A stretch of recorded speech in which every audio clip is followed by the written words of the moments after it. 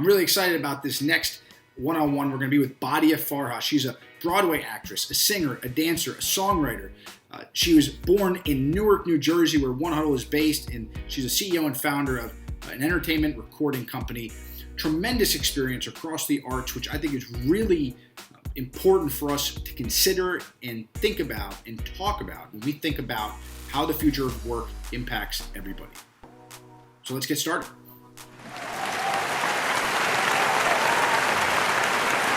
So with that, Badia, why don't you share with the audience a little bit about yourself?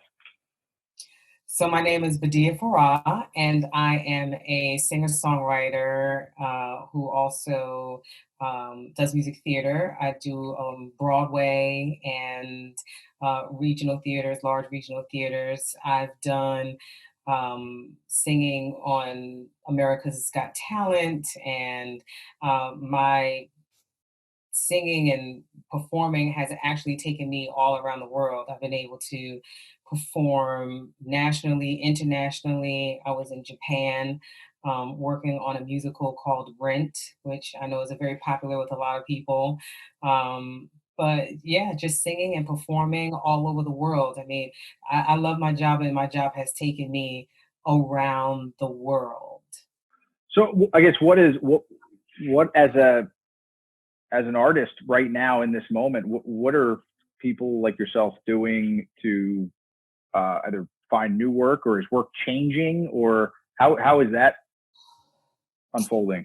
I don't think work is changing, but I think it is finding new ways to work around what's going on. So, for instance, what I did was I built a studio in my home. So now I can record things, and people have been doing things remotely. So you can record things and send them back and kind of correspond that way. I've been part of readings now where we have a big Zoom meeting, and everybody, they get the material prior. You learn the material and you have the script, and then you come together and do this Zoom meeting. And they've gotten pretty creative with directing it, and, turn your camera off when you're not talking or come back in. And they've gotten pretty creative with the Zoom thing, but it's nothing like performing, and like I said, with performing, that element has to be there where the people are actually there in the seats, because when you're on a computer, it's so informal and you don't really get the message across, because when you perform, it's all about communication. It's how you feel, how you make other people feel, it's invoking some kind of emotion in you. And when you are doing it on a computer, it's hard to break that barrier.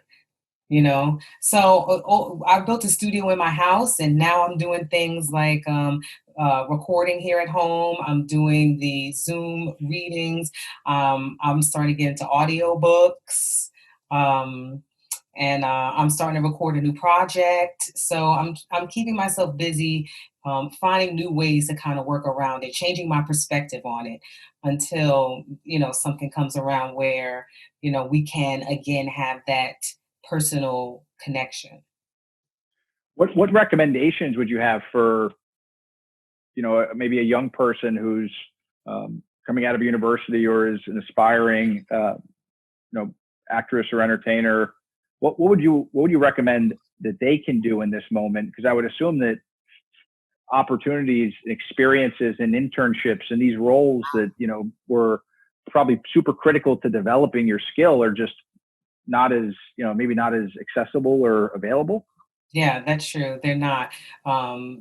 Because even with my agency is, they've shut down basically. There's only maybe 2 or 3 agents in the office. So it's not a lot of opportunity for that element right now. But what I would say to them is to continue to work on their talents, continue to hone their skills, because I don't believe this is going to last forever.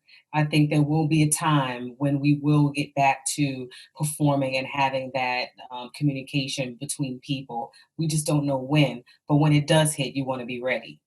So I would say, keep studying, keep trying to make connections. There's a lot of online classes right now. A friend of mine just started a company in San Francisco, but just because it's in San Francisco, my kids took a class last week on it was the Broadway choreography for Mary Poppins, a friend of hers, and who also did School of Rock with us on Broadway. He did Mary Poppins on Broadway, so he did a master class. And we all learned the choreography to, Mary Poppins. So there's a lot of online classes right now to continue your training. So while you find a way to kind of make it through right now, I would definitely recommend taking these online classes. There's online singing classes, there's online dance classes, there's online acting courses, there's summer intensives, there's all kinds of classes and information out there that they can still take so that when the time does come, you're ready. I've always wanted to do improv. I've always wanted to, it was, as you bring that up, I just think of Masterclass, for example, which follows me on Facebook. I'm sure it follows you on Facebook too. And, yeah. You see it everywhere. But I think you make an important point. Like, there's more content than ever that's become available so quickly for people. Mm-hmm. The one focus that this event we're trying to bring people together around is that the future of work is not about work necessarily, it's about people. Mm-hmm. And I can't help but think, with your experiences, music, movies, TV, Broadway, these things strike a very powerful chord in people. Mm-hmm. And think about what Hamilton has done as a more current event. What are your thoughts about the ways in which those mediums impact can come through and impact work, and maybe where they could do where they're succeeding or where they can do more? Well, right now, while we're dealing with this pandemic, and people are staying home so much, if you think about it, it's the arts that's getting everybody through. It's Netflix, it's Hulu, it's Disney Plus, it's all of these apps that they have now. And that is what is getting people through this pandemic. And if you look at even the movie theaters like AMC, when they come out with a new movie now, it goes straight to demand. So the arts and the entertainment is a very important, crucial part of keeping people sane, keeping people entertained. And right now, that's very important. And we need to keep our pulse on what that is. You think about the way that the arts impact the way we view the world. Mm-hmm.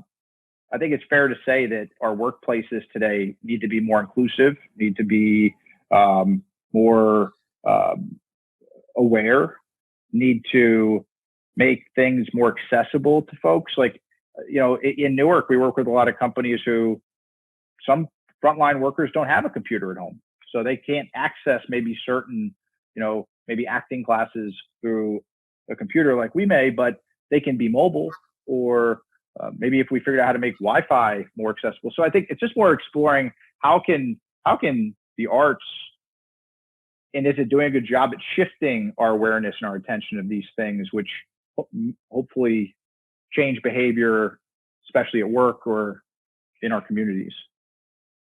What's so special about the arts is that the arts tell the story of what's going on.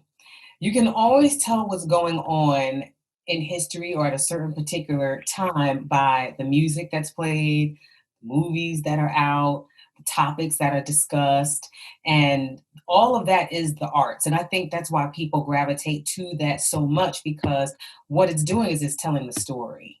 And people look at it and they'll say, oh, I didn't know that, or, oh, I remember that, or, oh, that's really happening. Or, it's a way of communicating with people in an entertainment way, so that they stay engaged, right? So people always can go back to, what's going on by what the arts are telling at that time. And that's why I think arts is so important And even when you look at paintings, or you look at books, or you look at movies, or you look at plays, or you hear songs, all of those art elements are going to tell you what was happening at that time. So I think it's important that we do diversify and we have everybody telling that story, because everybody has a different point of view on what is going on by their demographic, by their race. Everybody has a different point of view on what is going on at that time. And guess what? Everybody wants to hear it. Everybody wants to Yep. hear it. You know what I mean? Yeah. No, totally.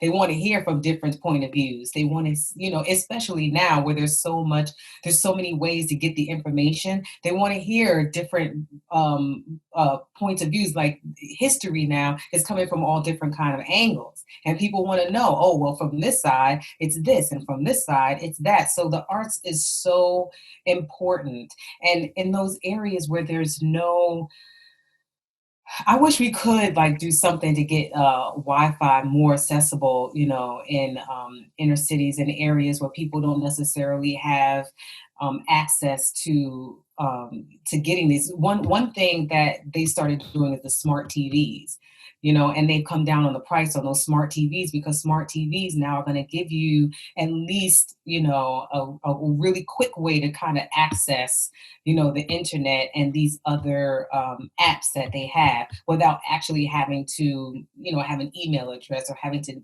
download these things. But yeah, if we could find a way to get this Wi-Fi, to really reach, these areas, so that everybody can get the information, and not just the information, they can get the entertainment, because they need that too. You know what I mean? People need to be entertained. Nobody wants to be down and dreary, all the time. And that's why people go see a show. That's why they go to the movies, because at that time, everyone comes together and forgets about whatever is going on for that 2-3 hours, and is just entertained. That's all they want to do, is come and be entertained. It brings people together. And that's so important. And we need to keep that element. Yeah, I think what you meant, you're right on point with the element of bringing people together is so power. It's what's so powerful about so many of. It doesn't matter if you're watching a show at the same time with somebody who's halfway across the world, or you're at a Broadway theater. The element of being together is powerful. Yeah, and everyone's on one accord.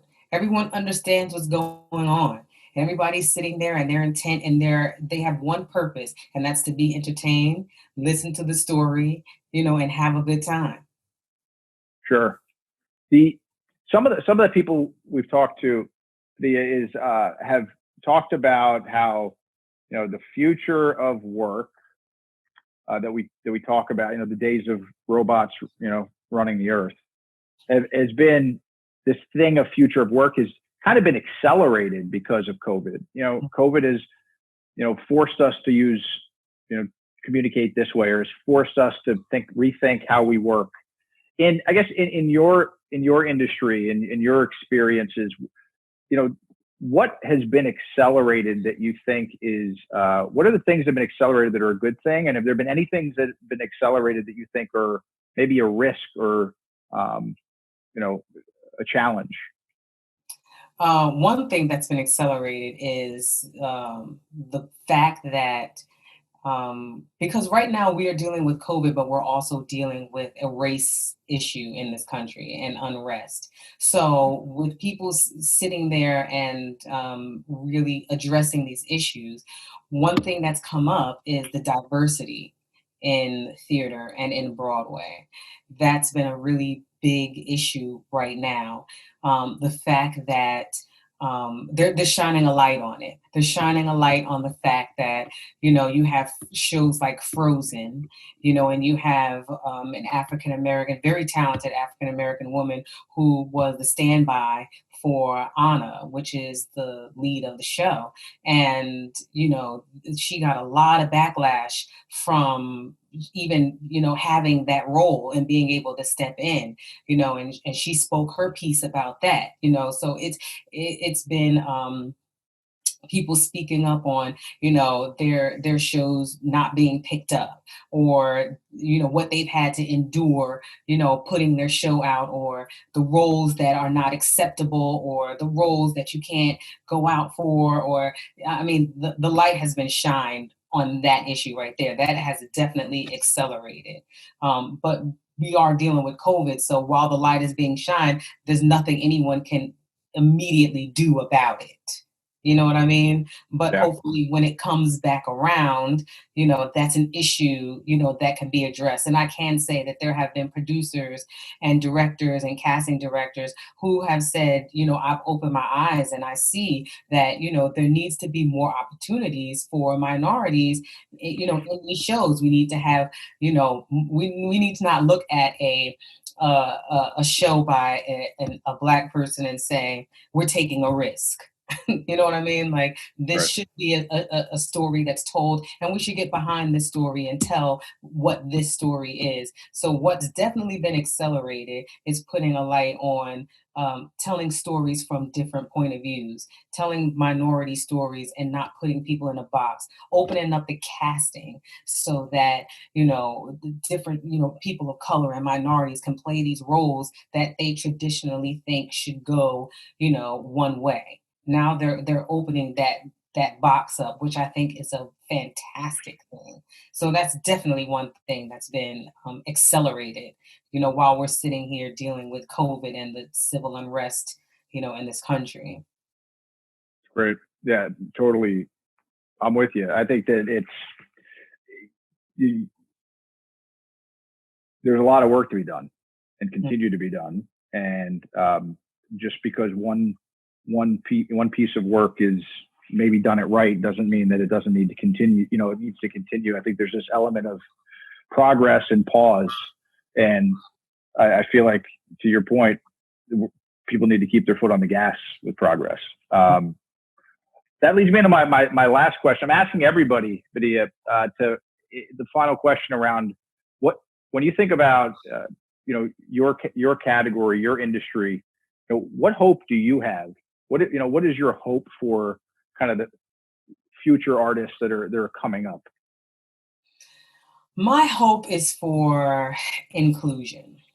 My hope is definitely for inclusion, because arts is so important. When I was young, I always knew that I had a story to tell, and I always knew that I wanted to be part of something telling a story. Not necessarily my story, but telling of stories, and evoking that emotion from people and having that connection with people. And I hope that in the future of work, because right now we have such a plethora of people who are talented, who are ready, and who will be ready when the time comes. I hope that the inclusion affords them the opportunity to be cast in roles that are non-traditionally cast one way, that the stories are being told, from Black people and other people of color, because there is room for everyone. Everyone is going to come and see those shows. Everyone is going to come and spend their money, but you have to give people the opportunity to see the diversity in the work, because it's all about the work. It's all about the work. People just want to have a good story. They want to have a good time, and I don't think people really go to see a show to get caught up in, the frivolous things of it. So if we can have inclusion and we can tell everybody's story, I mean, just think about what Broadway and theater is going to be if you can go see this show and that show and what this is about and that's it about. I mean, it's very exciting. It would be extremely exciting. So my hope would be for inclusion. That was great. Thank you, Badia. It was awesome to meet you, and thank you for joining us today. Oh, this is fantastic. I had a great time. Same here.